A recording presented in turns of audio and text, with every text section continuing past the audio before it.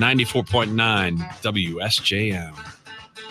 Hello. Hey, happy Tuesday. It's a beautiful day in the neighborhood. Last day of April. Yeah. Tomorrow's a May Day. Yeah. April showers bring May flowers. I think that's what they always say. That's correct. And I think we've gotten a decent amount of rain. I wouldn't say a lot of rain in the month of April. I don't know what the average is, but I would say it's been a solid month of rain. It's been good. I mean, even in the last week, looking out the windows of the powerful WSJM studio here, the trees, the deciduous trees have just boomed. They've exploded with all their leaves. They look beautiful. Yeah. They're probably dropping pollen everywhere. Mm-hmm. But no, it's really gorgeous. Can't even see the road anymore. No, I can't even see the there's a little creek that runs through there. Ox Creek. Is that Ox Creek back there? That's Ox Creek. Yeah. Nice. Yeah. You can barely see it. Yeah. Yeah. And you can barely see it when it's there. But yeah, that's true. No, it's nice. In the wintertime, you see it pretty well. You definitely see it. Yeah. Yeah, it is nice to be tucked here in the the wonderful great wilderness of Radio Southwest Ranch, Michigan. Radio Forest. But yeah, no, things are growing really well. I mean, even in my garden, we've got all kinds of things popping up and starting to bud, which is really cool. We have a rhododendron in the backyard that has a bunch of flower blossoms on it already. Very nice. Yeah, a couple of them are flower buds. They're about to blossom. Nice. Yeah, they look pretty. Yeah, we've got some. I don't think it's a rhododendron. It's some sort of bush that's on the side of the front porch, and it's not doing well. No, I think it's about time to strap it to the car and yank it out of there. Gardening tips by Jonny I'm Reinhardt. just afraid that it's going to be having some problems, and it's going to like take my whole house with it. Yeah, I don't have any. My garden tips usually, if something's starting to die, Get rid of just it. yank it out of there. Yeah, we got all kinds of. We got burning bushes. We've got red bud trees. Yeah, burning bushes. Yeah. Oh, like flame red. Well, yeah, in a certain time. All right. Yeah, they turn red. But then we have it's called clematis or clematis, and it takes over. It's like a vine. Oh, yeah, it takes over everything, man. Oh, it is a mess. The burning bush is like Moses hanging out. Pretty much. Yeah. Okay. Just looking around the corner. Hey, watch this. That's how I check my voicemail. I just check the burning bush. And it gives me messages. Very nice. All right, let's find out what's happening in the news this morning. WSJM News Now. Team coverage from the WSJM Newsroom on News Talk Sports 94.9 WSJM. In the WSJM Newsroom, I'm Ken Lundberg. Good morning. Here are some of the local stories we're following for you today. Short-term rental regulations proposed by State Representative Joey Andrews could have a major negative effect on the state's tourism industry. At least that's according to a rental property owners association.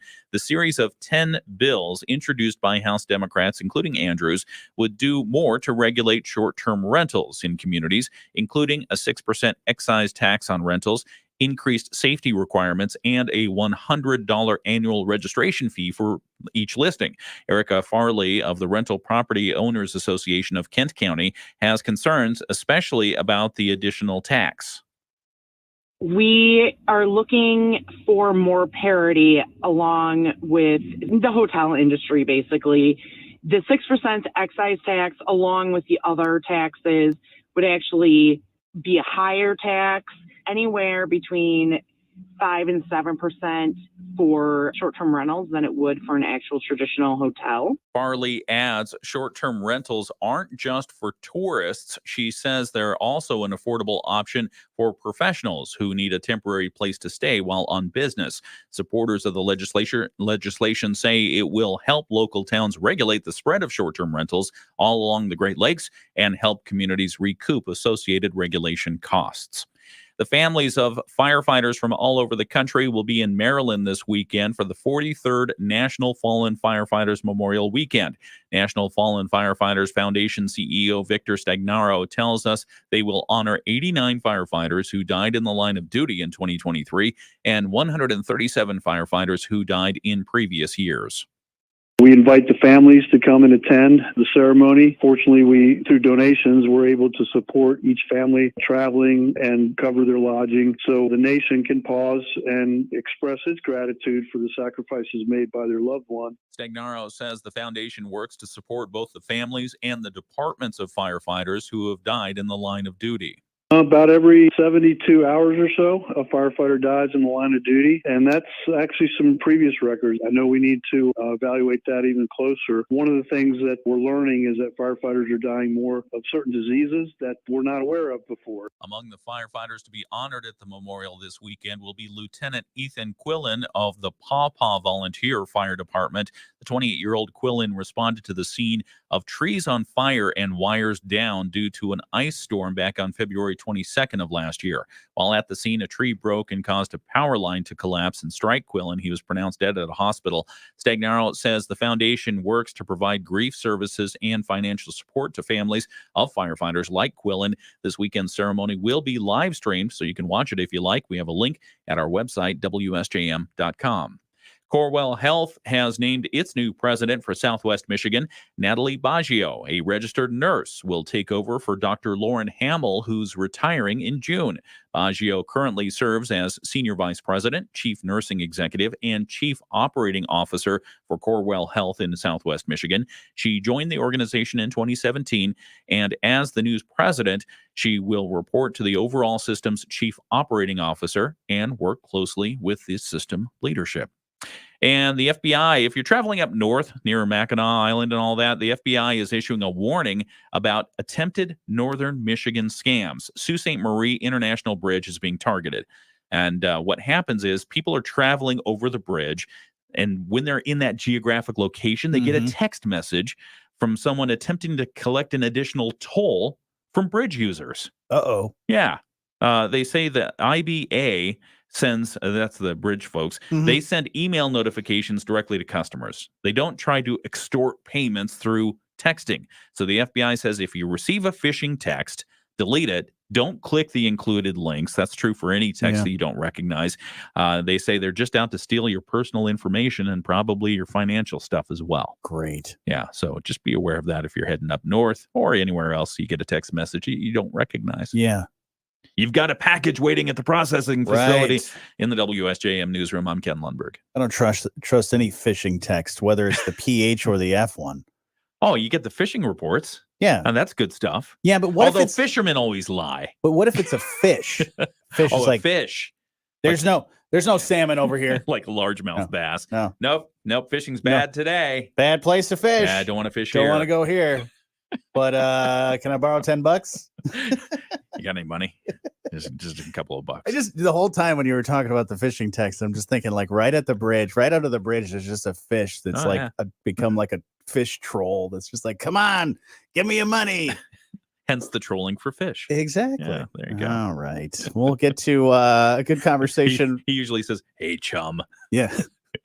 Got some money. Got a cigarette hanging out of his mouth. He's just collecting that. He's got not only a cigarette hanging out, but he's got that the accountant's hat. Oh, the brim. Yeah, the little brim hat. Anyways. Give me your money. We'll talk with Sarah from Southwest Michigan Regional Chamber here in just a moment. I'll also catch you up with sports with Dave Wolf. Right now, let's find out what's happening around the nation and the world with ABC News. ABC News, I'm Brian Clark. Student protesters have occupied. All right. You know why fish make good butchers? Why is that? They have the best scales. Oh, hey, goo. I just made that up. Did you really? Yeah. I did.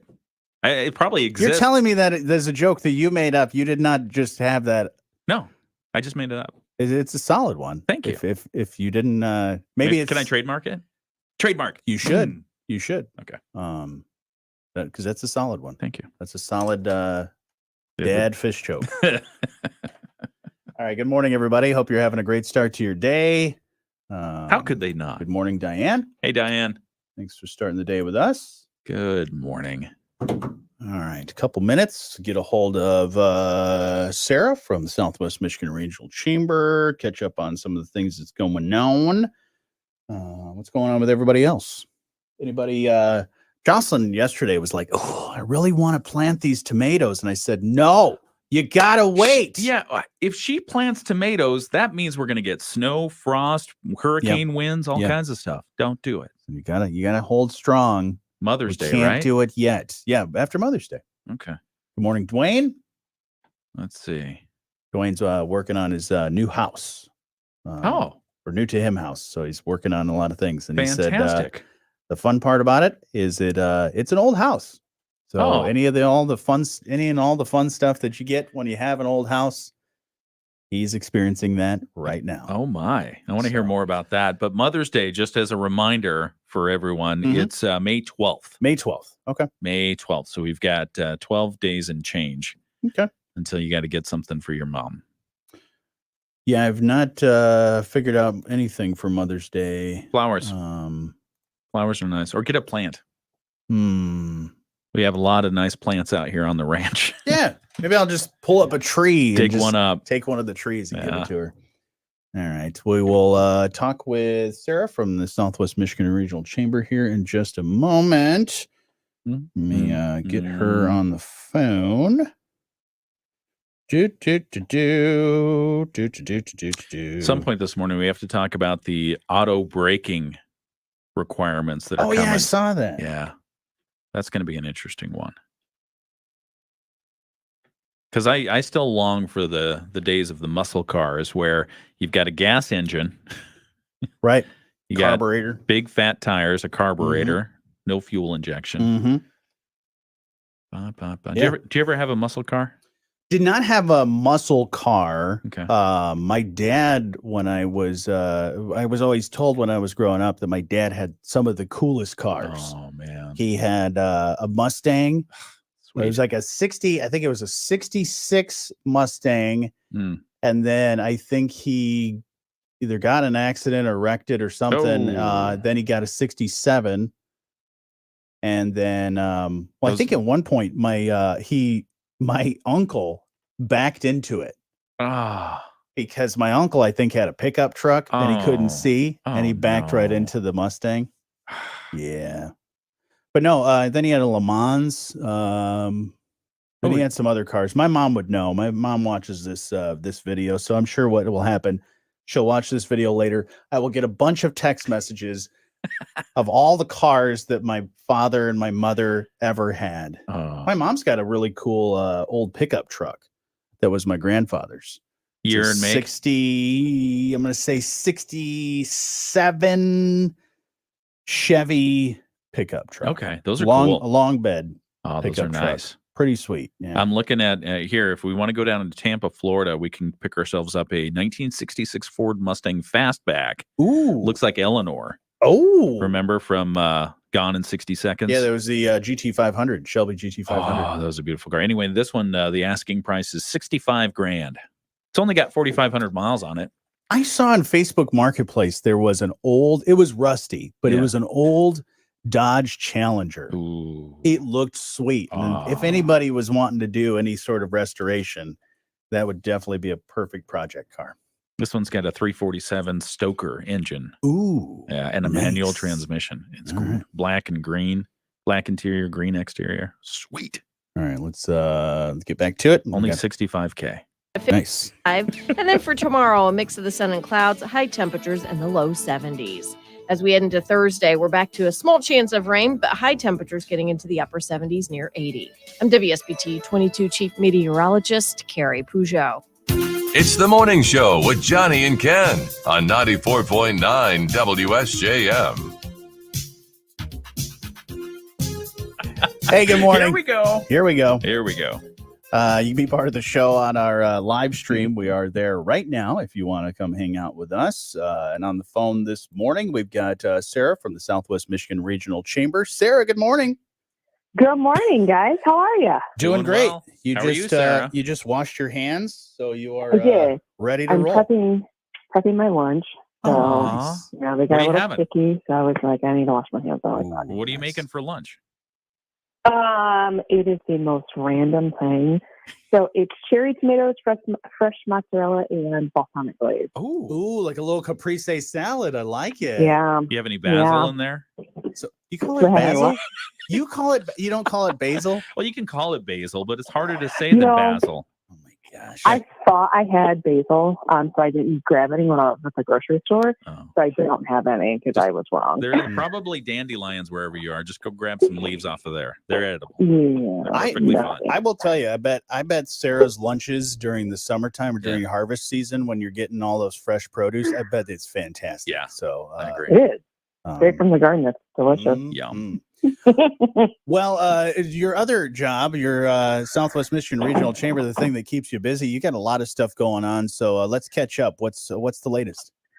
Oh, man. So we have a lot of stuff going on. May is going to be kind of a crazy, but in a good way, month for us. So it all kicks off tomorrow, May 1st, going with our group from Bridgman, the Bridgman CGA. They're doing commerce and conversations, transit, artisan ales, bringing in the folks from the Michigan Economic Development Corporation, specifically Sarah S., because I can't pronounce her last name, but another Sarah S., the community development manager, talking about redevelopment-ready communities.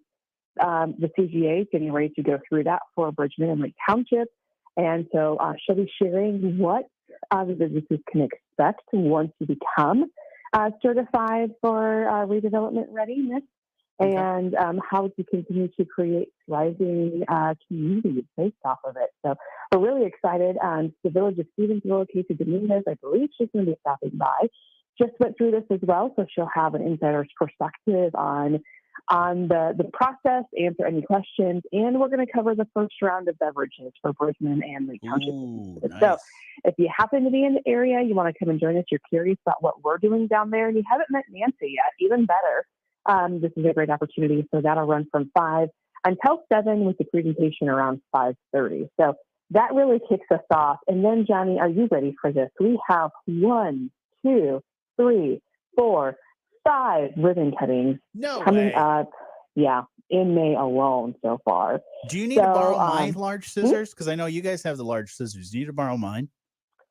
We might. Okay. We might. I am starting to get a little nervous. Like, okay, do I need to take these over to the large scissor sharpening guy and have them just like retouched up? Probably at the end of the month. I definitely will before we head into June, because we also have some ribbon cuttings coming up in June as well. So lots of good things happening, lots of excitement happening. But ribbon cuttings start up again next Tuesday at Bates. Keith and Angela, they are celebrating their 1-year anniversary. We didn't do a ribbon cutting with them when they got Bates, when they purchased it from Jim. So we're going to do that. But we're also going to do a business networking extravaganza. So we're going to do speed networking after. This event will run from 4 until 7. A chance for you to get some lovely refreshments, some accoutrements, if you will, as well. And not only celebrate with Keith and Angela, cutting the ribbon on their business, but also then doing some speed networking with a couple of different groups from around the area. So that will be happening on Tuesday. On Thursday, we're taking a break from the ribbon cuttings to do business after hours at Krazel. That is going to be the unveiling of the poster for the Art Fair on the Bluff this year. It's always a super fun event. Yeah. So if you are wanting to learn more information about the Art Fair on the Bluff coming up this July, let's also see the poster, their theme for the event, if you will. But also just connect and network with some of your fellow chamber members, or check out and see what the chamber is about. This definitely is an awesome event for you to do. So that is Thursday, May 9th. That'll run from 5 until 7. Saturday the 11th, we're heading down to Sawyer for Vilwalk Outdoor Living. They are expanding, opening up a second location. So not only will this be a location for your purchase plants, but also wholesale plants as well. So we will be celebrating with them at 1 o'clock. That'll go from 1 until 3 on Saturday the 11th. And then Monday the 13th, we were at the KOA, St. Joseph Coloma KOA holiday with our board chair, Mark Lemoyne. We made another massive 6-figure investment into the campgrounds there with new RV, deluxe RV camping areas. So the pads have been poured, the electric has been run, and we're ready to celebrate. So that morning at 11, we'll be doing our next ribbon cutting. And then Thursday, the 16th, we're super excited about this. It's the New Heights Laundry Hub. That ribbon cutting will be happening Thursday. If you are not familiar with the Laundry Hub, it is an amazing, amazing building and program that New Heights is running out in the Benton Heights community because they are miles away from any laundry service. Many the residents in that community don't have washers or dryers in their homes. So this is a partnership with Whirlpool. That'll be at 5:30 and run until 7 o'clock at the new location. So we're really excited. We've got a lot of great stuff coming up. I can't believe it's May already tomorrow. I know. I feel where has this year gone? And then, of course, that means that we're only a few weeks away from the 2024 KitchenAid Senior PGA Championship, which we are really excited to welcome back and celebrate their final year and make it the best one yet. Absolutely. Yeah. You got a busy schedule, but I'm sure a lot of people would love to join you guys for any and all of these events and things that you have coming up. Sarah, if we want to get more information on not only the events, but also the other great resources that you guys have with the Southwest Michigan Regional Chamber, where do we go to find all that stuff? So you can go to a couple of different places, Johnny. You can head to our website, smrchamber.com. There you can see the full events calendar. That's going to show you things that are happening in the chamber, things that are happening with our events, our member events, I guess I should say, that are open to the public. There is always something going on in Southwest Michigan, so that event calendar is definitely going to be where you want to check out if you are looking for something fun to do. You can also find out information about joining the chamber and such, and then make sure you follow us on all of our social media channels, Facebook, Instagram, X, and LinkedIn. SMR Chamber is where you can find us. Absolutely. And I encourage you to sign up for those email updates as well, because that gives you a great calendar of events that are coming up. So looking forward to seeing you at some of these things. I know I always say I will see you at those. I promise you will see me at one or two or maybe even three of those events this month. I promise you. So you heard it here first, folks. All right. Well, looking forward to talking to you very soon, and we'll talk to you again here on the show here in a couple weeks. Awesome. Thanks so much. We'll catch you up with news, sports, and your Bloomberg Market Minute all next. It's the morning show on 94.9 WSJM. Loan rates are trending downward. Are you ready to make your move? Sturgis Bank's expert hometown lenders will guide you through the process and take the time to make sure you're ready to become a homeowner. Whether you're a first-time home buyer, looking at a vacation house, or thinking of building, Sturgis Bank can meet your needs.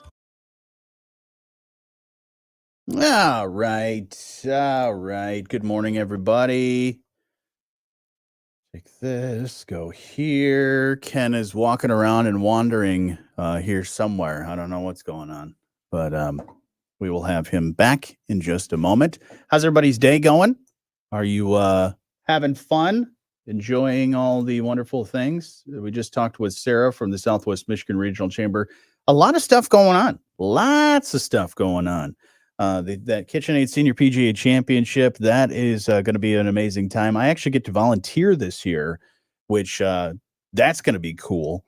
I know a lot of people have volunteered year after year, or every other year, I guess is what I should say, of this KitchenAid Senior PGA Championship. And so it's going to be a busy month of May and a good month, though, for sure. All right. No, Teresa, I'm sorry. I did not tell Sarah good morning from you, but I will have to do that next time. Can't believe that tomorrow is May already. We are just already there, folks. All right. Let's get back to it. Bloomberg Market Minute is coming up here in just a second. Ken was walking around somewhere. Oh, I think Ken is going to steal a chair. I think he's considering stealing one of the chairs. If you see, you can't really see. I've got one of these black chairs. He might be stealing another one. You going to steal a chair? You scoping it out? I saw you scoping it out, kicking the tires there. I saw one that I could probably get my hands on. Oh yeah, yeah. Well, it's in. I don't think anyone will notice it. No. Yeah, steal it from the newsroom. It's your right as the news director. It's your right to commandeer something. Well, I was wondering, all right, we've got the three nice chairs for the guests in here. Do we keep them all in here, just kind of scoot them around the table? Then that feels like chair overload. Yeah. What kind of chair you got in your office? Do you got one like this? Yeah, something like that. Okay. One of the ergonomic chairs, they call it. Yeah. Yeah, these are pretty decent. Yeah, Wow. I like them. Yeah. What's going on? Teresa says she has a doctor's appointment. Oh, well, Teresa, hope everything's going well for you. And we appreciate you. Thank you for joining us. All right. Bloomberg Market Minute going on right now. Okay. Retailers have also expanded their private label offerings as U.S. consumers look to save money. Verizon, AT&T, and T-Mobile say they plan to appeal a collective $200 million fine leveled by the FCC, which says the wireless companies illegally shared user data. Stocks posted moderate gains to start the week on Wall Street. The Dow added 146 points. The S&P 500 rose 16. The Nasdaq gained 55 points yesterday. Investors are gearing up for the outcome of a two-day Fed meeting that starts today and watching for more earnings today, including those from Starbucks and Amazon. Gina Cervetti, Bloomberg Radio.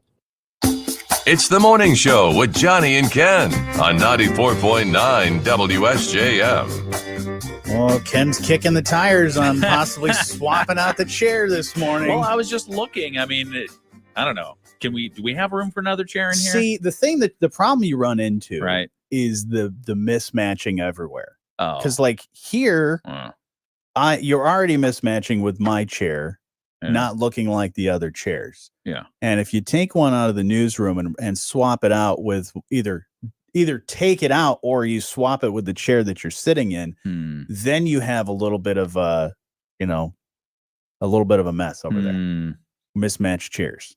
Maybe there's one in the budget. Maybe I can buy a new chair. Ooh, budget for a new chair? Yeah, wouldn't that be good? You brand new chair. You let me know how that works out for you. I'm getting indications this might not work. Because here's the problem: is that when I start to look at cost of chairs and budgeting for certain things, I'm like, why do chairs have to be so expensive?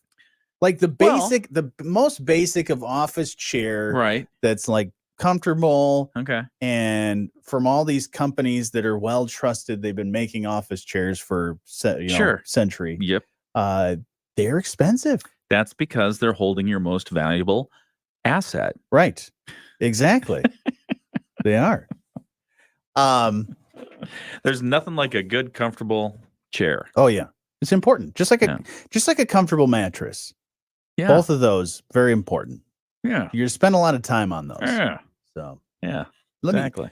We'll work on the argument of why you think you need a new chair. Why I think I need a new chair? Yeah. What's wrong with the chair you have?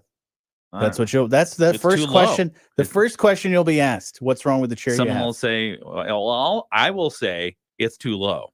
And they'll say, we'll just raise it up. And I'll say, no, it's not working. Why not? Because you're too heavy. I'll lose some weight, Ken. That's what they'll say. That's exactly You've how it'll already go. been going through the scenario in your head, right? And then once I get the chair that gets to the elevation that I want, then we're going to have to replace the microphone arms because they're not going up high enough either. Yeah. I'm just trying to get higher up in here. It's always a chain reaction. Yeah. If you do one thing, you're going to end up having another problem. Then we got to move the windows. Yep, exactly. Then you got to raise your ears and all that other stuff. All right, so let's find out what's happening in the news this morning. WSJM News Now.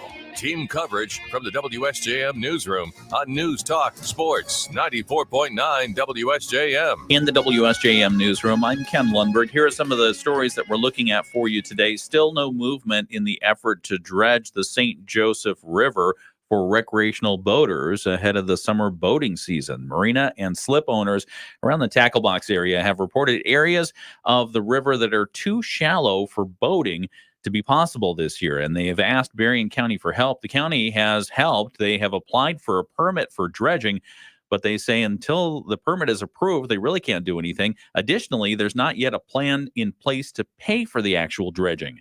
The city's or their county's administrator, Brian Dessette, says the county's role in this effort is to secure the permit and it'll be up to others like marina owners and recreational boaters to cover the cost of dredging. However, with no permit in place right now and no agreement reached on how to pay for the dredging, little has happened since the county's applied to Eagle. There's also the problem of sturgeon spawning. Sturgeon like to spawn in this time of year, May, and usually Eagle frowns upon any kind of dredging activity during that spawning. Sure. So we'll keep you tuned up on what's happening with this story as it progresses.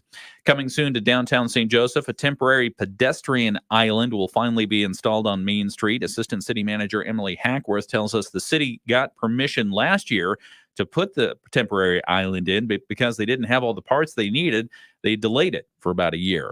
The island was not installed. Now they have everything in place for it to be installed. They'll do it right after the Blossom Time Parade. And then St. Joseph City officials are preparing to update the public on a couple of infrastructure projects receiving funding from the Michigan Drinking Water State Revolving Loan Program. St. Joseph City Engineer Tim Zebel tells us there will be 2 projects covered by the fund in the next year or so. We'll tell you more about those at 8 o'clock. In the WSJM Newsroom, I'm Ken Lundberg. Dave Wolf has sports in just a moment. Also, we'll catch you up with ABC News. But right now, let's find out what's happening around the state. The Michigan News Network. You all right? Got allergies? Yeah, pollen. Man, it's awful. I worry about this dredging thing. Yeah. Because I don't know if they're going to get their ducks in a row in time. I mean, we're already in May tomorrow. Right.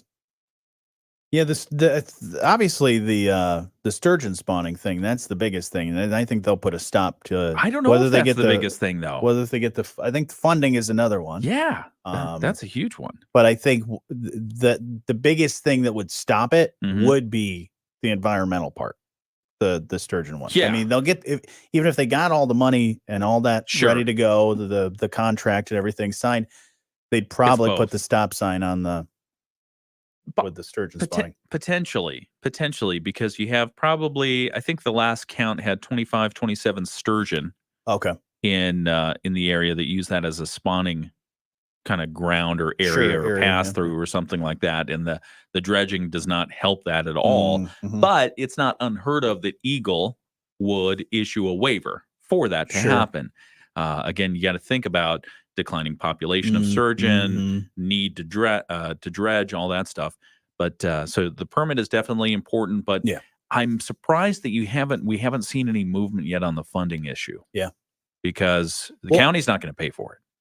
I think that we've seen a lot of. It seems to be like more need for dredging, more and more. Like it was like a yearly thing. Now it's like we need to do it like twice a year. I think we need to just get a dredging machine that just does it all the time. A little Roomba, a river Roomba. A river Roomba. That is a great idea. That just constantly filters it out and moves it around. But I mean, you're talking about, so what you're actually talking about here, and again, I think I said Tackle Box, but it's Tackle Haven. Tackle Haven, yeah. Tackle Haven, near Pier 1000 Marina. That's the area that we're talking about. And it's natural silt buildup in that area. And there had been a maintenance program and some ideas of how to continue that. But again, it came down to the money. The people who were benefiting, they say, the most from that recreational boating dredging were not willing to pay for it. Right. We're not willing to do an assessment, a regular assessment, so that you can have that river maintenance for the recreational boating. Because of the dredging in the St. Joe River Channel where the freight happens, that's part of the Army Corps of Engineers' responsibility because of the commercial activity that happens there. There has to be enough commercial activity for the federal funds to come in and do that. If the commercial activity drops, then you've got another issue to deal with altogether. But we'll see. Sand is a funny thing. Oh, yeah. Yeah, I mean, I'm surprised they haven't factored it into like the fixed cost of renting slips or boating in that area. Churches people said, nope, not going to pay for it. Well, somebody's got to pay for it. What's the old saying? Buying a boat is like buying a hole in the water and starting to pour money in. Yep. Oh, yeah. Know a lot of people that have a few of those holes. Oh, man. That'd be so much fun. Yep. It's always interesting to meet boaters and How to so? learn where they're from. Not only where they got their boat, but just what they do for a living. People come from all walks of life. Yeah. Owning boats. Yeah. Especially in this region, because you get people from Wisconsin, everywhere across the Great Lakes. Get some people that come up here from Florida, which that's always fun. My brother-in-law, he will have people that will have him take the boat down to Florida. Oh, and he will take it from Michigan all the way down. He's got a route that he takes. Yeah. How does he get there? Does he have to go through like New York and stuff, or what? I'd have to show you the map, but Okay. he goes down like Mississippi River. Oh, he goes that way. Mm-hmm. Yeah, he'll go to like it's pretty cool. And actually he's figured out different routes and actually it's gotten a lot of faster now. Taking the boat from Michigan all the way down to like Florida, Cape Coral or Florida Keys or places like that.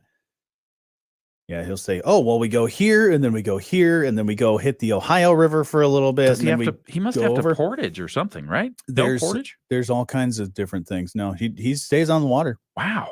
There's some locks that he has to go through. Locks are anxiety inducing. Oh yeah, yeah. The bigger the boat, the more anxiety. Yeah. No, he's got it down. He's got it down to a science. Oh, that's fun. You should go on one of those trips. I want to. My sister-in-law, his wife, has been able to go. She's been his first mate on those trips. A friend of she said it's a little anxiety inducing for sure, because you get really close to certain things, and you really got to watch out for things floating around in there. River rats and river rats, the fish trolling that happen when you go over the bridges. But no, she said, yeah, it's pretty exciting to go on it. It takes a long time, but it's a fun trip. So I will have to do that. I don't think he's had to do that lately. But yeah, people that have a Florida, just go to Florida for the winter, they take their boat with them. That's cool. All right.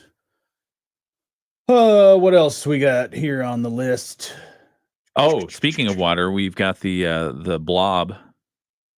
That is a water-based story. Oh. I see here. We have Blob, not a movie monster. Yes. Okay. All right. Have you ever seen The Blob? I have seen The Blob. It's a fun movie. I love old black and white horror movies and suspense movies, because it's just, there's obviously so much work that goes into that, because they didn't have the special effects back then. And if they did things on miniatures with little miniatures. So funny. Oh, it's so cool. Yeah. Like if you ever watch the behind the scenes of Star Wars. Yes. Like all the different stuff that they had to do, a lot of miniature stuff. Yeah. Pretty neat. Yeah, and intricate. Very intricate. Like the blowing up of the Death Star. Yeah. They built that whole model out and had cameras following these little models through these channels. Yeah. So cool. Do you know how they made the sound for the blasters? Yes. How? That is a like a cable. Yes. Power cable. High tension wire. Yeah, high tension wire. Yeah, just a and they do make cool noises when you do that. They do. Yeah, that stuff's fascinating. Yeah. They actually started a whole company based off of all that special effects stuff, and then they were doing a bunch of miniature stuff after that. What did they call that? It is called. Oh, I can't remember. It wasn't Lucasfilms. It wasn't DreamWorks. It wasn't. What was it? But they ended up getting a bunch of work after that on a bunch of different movies. It was like three guys. The name of it is. Let's see. ILM, is that one? ILM. Yeah. Okay. It's what does ILM stand for though? Yeah. Looking it up. Any Star Wars nerds on our Facebook, YouTube, and X?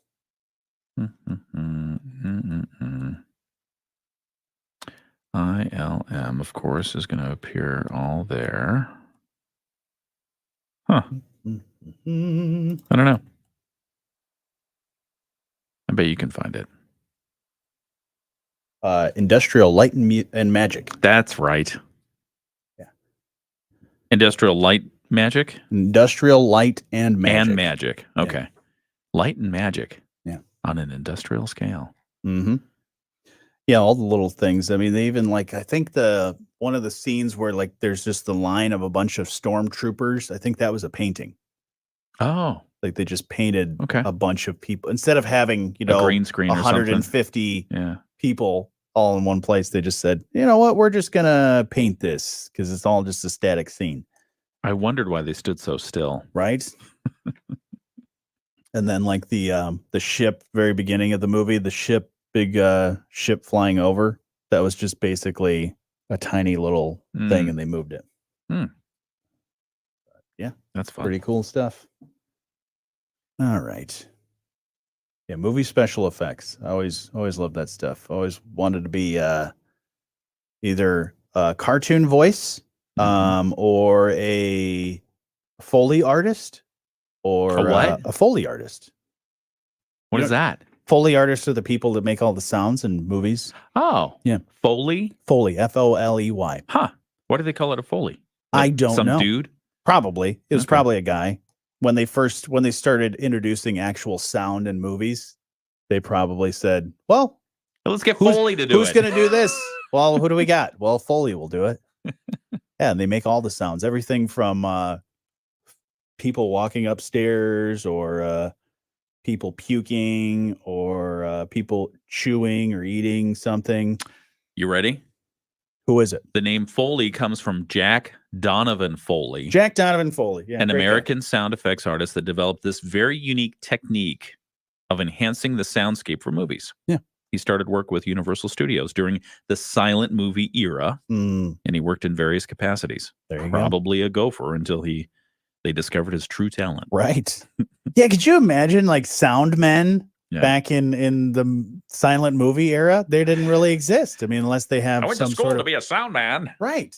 These darn silent movies. Yeah. Joe need to be let in? Probably.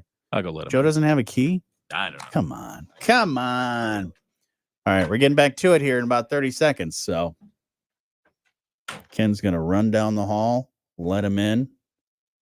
All right, let's get back to it. The lakeshore will stay in the upper 60s. Tonight, clear skies drop down to 55. And then for tomorrow, a mix of the sun and clouds, high temperatures in the low 70s. As we head into Thursday, we're back to a small chance of rain, but high temperatures getting into the upper 70s near 80. I'm WSBT 22 Chief Meteorologist Carrie Peugeot. It's the morning show on 94.9 WSJM.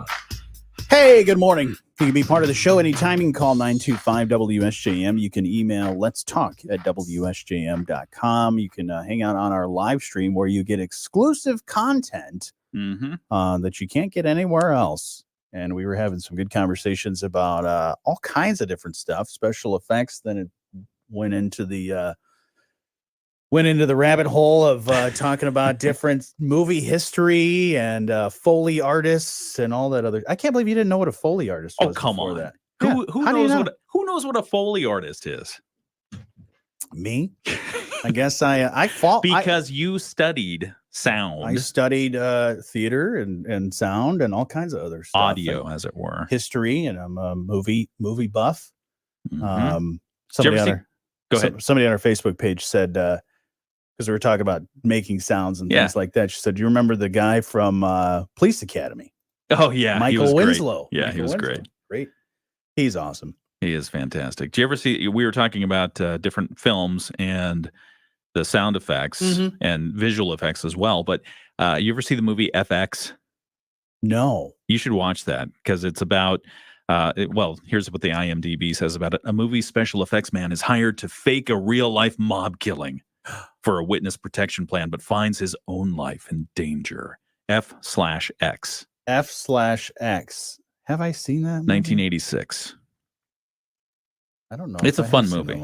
It really is fun. I think you would appreciate it given your theater background. Okay. But a Foley artist, in case you didn't know, the name Foley comes from Jack Donovan Foley, who was an American sound effects artist that developed this very unique technique of enhancing soundscapes for movies. Yep. And he was working with Universal Studios in that transition from silent movies to soundies.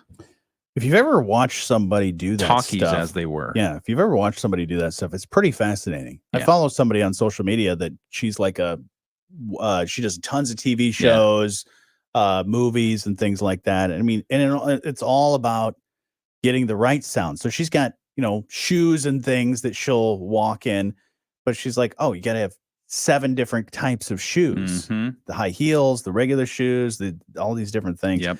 And then, if somebody's splashing in water, she's got a whole like water tank. And that's cool. It's pretty fascinating That stuff. is. But the reason we got into that conversation was because you mentioned something about a blob. Yes. But not a movie monster, is what you said. There were 2 movies about the blob. Yeah. One was 1958. That was the original. And then it was redone in 1988 in color. It still had goofy special effects, but it's still fun to watch. But no, there was a blob of water that caught a lot of people's attention, meteorologically speaking, in Lake Michigan. It happened last week. There was a blob of water that caught people's attention. Why, you ask? There were satellite images that were showing just directly west of us in Lake Michigan. There was this huge mass of water in the center of the lake that was warmer than any of the area lake around it. And it was moving? No. Well, it did move eventually. Okay. Yeah, it did move eventually. But it was this big ring and filled in ring of warmer water on Lake Michigan about Thursday afternoon.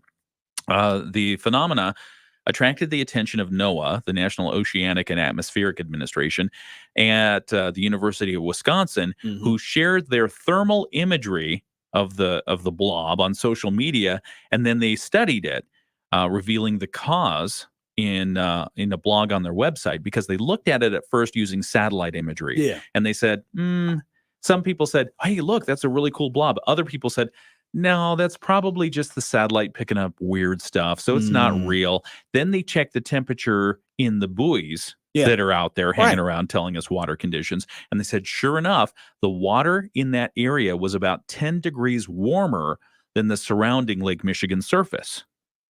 That's so weird. Yeah, the questions are why? Yeah. What is it? What's in there?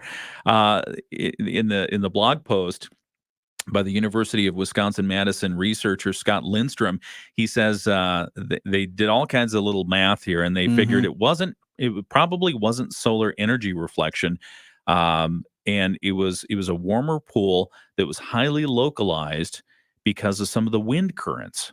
They say such isolated warm water features are often associated with areas of very light winds, usually beneath the center of high pressure at the surface, which allows the relatively calm water surface to warm more rapidly than that around it. Okay. And so it created just this, almost in the center of the lake, this cool blob of water that was 10 degrees warmer than the rest of it. It's like somebody went in the pool and urinated. That's what I was going to say. I have a theory. My theory is somebody was on a boat and they all said, we all got to go. And they all collectively peed in the lake. No, it was all the wind, they think, that caused it. And you asked, did the blob move? Eventually it did. It cooled off and moved kind of northwest toward Wisconsin and then disappeared. I think it was aliens, bro. They said it was a fascinating phenomena, an example of how weather satellites can detect small-scale features of our environment, which can escape detection otherwise. That's interesting. Could have been aliens. I think it was aliens. You know, they had their spaceship down there, and someone left the car running, warmed it up a little bit. No, I think it's because we're talking to aliens right now. Uh-oh. Yeah, NASA just got a call from somewhere between Mars and Jupiter. It was NASA calling themselves. Some butt dial. Yeah, NASA butt dialed themselves. They used a communication laser to beam data between a spacecraft and Earth. Now, a radio signal would have taken 4.5 minutes to reach us. This got here in a matter of seconds. The laser uploaded data at a rate of 25 megabits per second.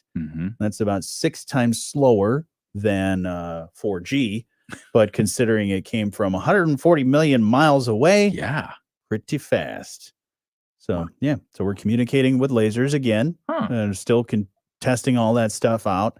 Not only probably, I mean, they're probably testing this so that they can talk to aliens whenever they want to. Okay. But two, I'm sure the reason they're using the lasers is so that when we do go to, say, Mars, Yes. or we start to explore Jupiter and places like that, when we can get all the way out there, we need ways to communicate with each other. And you can't just simply send a message, and a radio signal is not going to go that far. So they got to resort to lasers. I have questions. Okay. I'm thinking this could end in a really bad scenario. Think about a film. What if you're sending laser signals out harmlessly enough to communicate with something a few million light years away, it's got to be a pretty intense laser. Right. And you depend on line of sight communication. Yeah. Something got in the way. Boom. We accidentally blew something up. Right. It was a prized possession of the aliens. Yep. They're going to come get us. Yeah, that's what's going to happen. They're called Men in Black. So they're using I wonder if there are on-Earth applications in the real world. I mean, we already communicate through fiber optic. Right. I mean, is this kind of something that could push next era communications? Yeah, I'm not sure. Yeah. I mean, we have pretty good communications as it is. Yeah. I mean, we're able to make instant calls to people around the world. Maybe you could speed up internet in rural areas. Yeah, that's possible. That kind of thing. Yeah, or even just communication between satellites. If we can make that stuff even faster, then maybe that even makes satellite internet even better. Missile interception. Yep. That's probably a better idea. Or if we just want to order pizza, we can do it really fast. Really, really fast from the International Space Station. You want to talk about things that are really fast and should be stopping when they're... Yeah, tell me about this braking thing. The U.S. government's Auto Safety Agency plans to require that all new passenger cars and light trucks include potentially life-saving automatic emergency braking, and that they meet stricter safety standards. But they want all of this to happen within 3 years. Wow. Which may seem impossible if you think about the lead time you need for engineering. Yeah. last Wednesday's announcement by NHTSA, the National Highway Traffic Safety Administration, is the agency's latest move toward regulating electronic systems that take on tasks that drivers themselves have normally done. Now, NHTSA has been reluctant in the past to impose such regulations, saying the technology will change during the time it takes to enact the new rules. Now, the safety agency's chief counsel says 90% of new passenger vehicles already include some braking technology under a voluntary program that automakers have approved. But she says NHTSA wants to make the braking systems more effective at higher speeds and better at avoiding pedestrians, especially at night. So you're telling me if I'm driving down the road and say a deer runs out or a person runs out when I'm driving in the city or something like that, this will automatically stop my car without me pushing the brake? Potentially. The regulation that NHTSA wants would say that the systems would have to allow vehicles to fully avoid other vehicles at up to 50 miles per hour if a driver fails to react. If a driver brakes some, but not enough to stop a collision, the system would have to avoid hitting another vehicle at 62 miles an hour. I don't know what that says about deer or pedestrians, but at least vehicle to vehicle, they're saying we need these systems to get better than they are today. Well, I know some of the autonomous vehicles that they're having all over the place. Different companies that are working on that, they're still having issues with cars running into each other. So maybe this will be something that not only the passenger cars with people driving or the autonomous vehicles, they're trying to just make all that stuff better. Yeah, they're also looking at the technology to reduce rear end crashes, because that's in a lot of vehicles right now. With not only the notification of, hey, the car in front of you is either stopped or going forward, so pay attention. There's also the cruise control that you can set, where if you're going along at 70 miles an hour and every other piece of traffic is supposed to be doing the same, but you come upon somebody who's going 65, it'll automatically notice that and it'll slow down accordingly. Right. Which is really cool. It is cool today when it works. Yeah. Sometimes it doesn't work. So. Yeah, but the safety folks also say the new rule will require braking systems to spot pedestrians in the dark to potentially save lives of walkers and cyclists. They say that pedestrian deaths are up 53% nationwide in the past decade. Wow. So that's a lot. Yeah. Lots changed since we created the car, a little over 100 years ago. Yeah. And then just not too long ago, we're wearing seatbelts. When did the seatbelt law come about? That was like the 80s, right? I thought it was 78? 77. Anyway, Could have been yeah. something like that.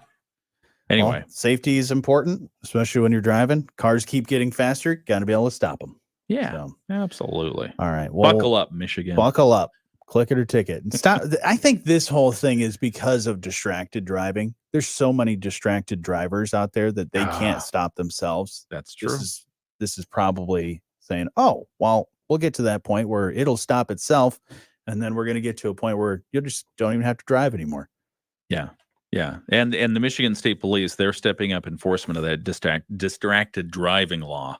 So be aware of that as well. Can we do citizens arrests on that one? We should. Because, man, I saw somebody yesterday that was turning right in front of me, and they're just like, boop, boop, boop, boop, boop, boop on their phone. I'm like, come on. I can clearly see you with your phone in your hand. I can do one better. I saw somebody who not only had their phone in their hand, they had it up to their ear, and they were talking.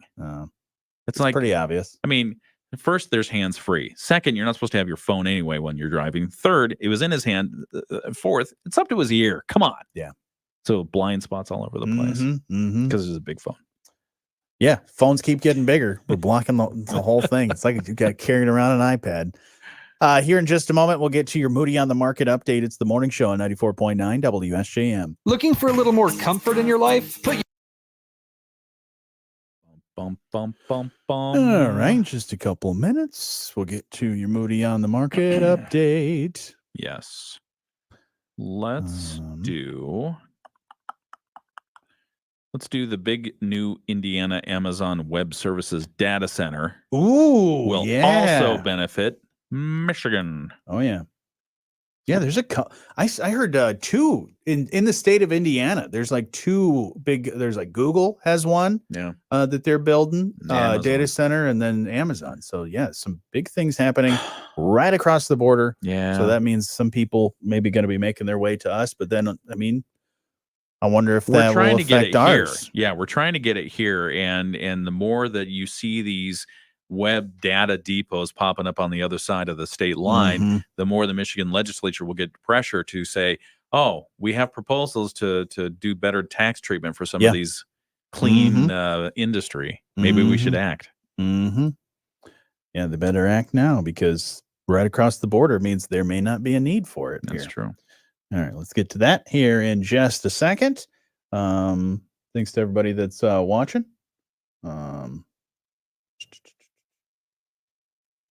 Diane says she sees that same thing on 12 all the time. The distracted driving, the people with their phones. Yeah. We should have like a... I mean, the law is like almost a year old now, right? What was it, October of last year? Somewhere around there? I think like it was fall of last year? I think it went in it went in time for Independence Day. Oh, okay. Oh, yeah. Yeah, right around so that. I think June-ish. Yeah. So, yeah, we're about a year old now. My only issue is there should have been more of an enforcement campaign to drive awareness rather than a soft awareness campaign. It's like, what are you waiting for? Just do it. It's the morning show with Jonny and Ken on 94.9 WSJM. Want to know what's going on with Southwest Michigan's business? We got you covered at moodyonthemarket.com and the Moody on the Market app. Our team of contributors always on it. We've also got the Moody on the Move series and the awards program, where you can check out and nominate people for best places to work, as well as check out 40 Under 40, Bold Women of Business as well. Your update brought to you by Insurance Management Service.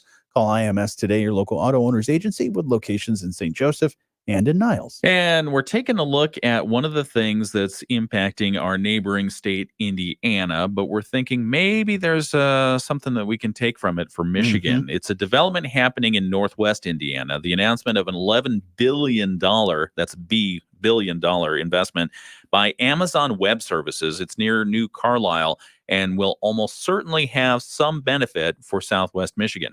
Indiana Governor Eric Holcomb last week confirming Amazon will make the largest business investment in the history of the state to build a high-tech web services facility along US 2 south of New Carlisle.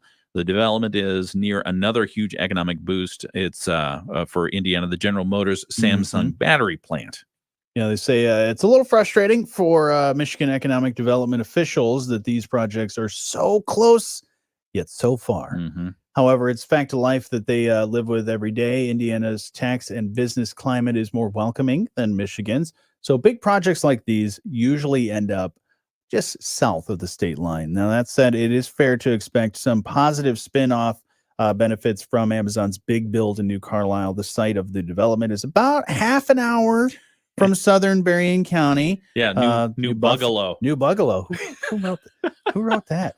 New Buffalo, Niles, and Buchanan. It's 45 minutes from Benton Harbor from Twin Cities workers. That's closer than a commute to the industrial job centers of Elkhart, Kalamazoo, where many currently commute. Yeah, I mean, the fact of it is that these are clean energy industries that people really want. Yeah, they use a lot of resources in terms of electricity, but they have workers there who are specialized who get paid really good salary. Right. So it's not polluting. It's using some of the local area without having much of a resource impact other than the electricity they consume. And boy, they consume a lot of electricity and the internet pipeline. But, here in Southwest Michigan, the only thing that is different from Indiana is that we don't have the same tax treatment when you're talking about the infrastructure investments. Right. Because They've got to update servers, they got to add servers, they got to change out cooling stuff all the time on a regular basis and cadence. And if Indiana has a better tax treatment for the purchase of those replacement pieces of equipment, then they're going to go south of the border. Right. So the legislators are working on getting better tax treatment for our area. I know our local economic development corporations have been working on that, namely Cornerstone. And hopefully they're successful if indeed that is what we intend to do, is have some more data centers pop up here. And I know they're working on it. They've got to get the legislature to agree. But I think, too, the thing that we can look at in the state is the benefits that we could have some people living in our side of the state and commuting to down there. It's a short drive. So, you look at the New Buffalo, Buchanan, Niles, Brandywine, all those school districts are probably looking at, we might be welcoming some new families. It's true. But the one thing is, even though there are high salaries at these data centers, often not a lot of jobs. Right. So you're looking at a smaller pool of potential. Yeah, exactly. So I say, let's just put them on this side of the state line. Just slide it over. How don't we just make it simple and just put the data center and split it in two and put it right on the border? Let's just create a big border right in between Michigan and Indiana. I'm all about pure Michigan. Let's do that. All right. Pure Michigan. Well, that's your Moody on the Market update. Sorry, we derailed a little bit, but you can see that full article about what we're thinking there on moodyonthemarket.com. It's a pretty cool thing. I would like to go in once this is built. I'd like to walk inside. Yeah. I've never been inside one of these massive data centers before. Okay. I just want to check it out. Yeah, they're cool. We can get our news team on it. Okay. I want to get an exclusive. Okay. Wear a short sleeve shirt because they're warm in there. Does it get hot? All right. They do their best to keep it cool. All right. I do as well. Your Moody on the Market update is brought to you by Insurance Management Service. Call IMS today, your local auto owners agency with locations in St. Joseph and in Niles. News, sports, and a whole lot more coming up next. Rich Brand and Tarek Halsey of IMS Insurance. All right, folks. Should I start charging people for typos? I mean, I'm guilty of it as well, but still, New Buffalo. Come on. Yeah. You'd think that the spell check would have gotten you on that one. I'm gonna have to have a talk. Yeah.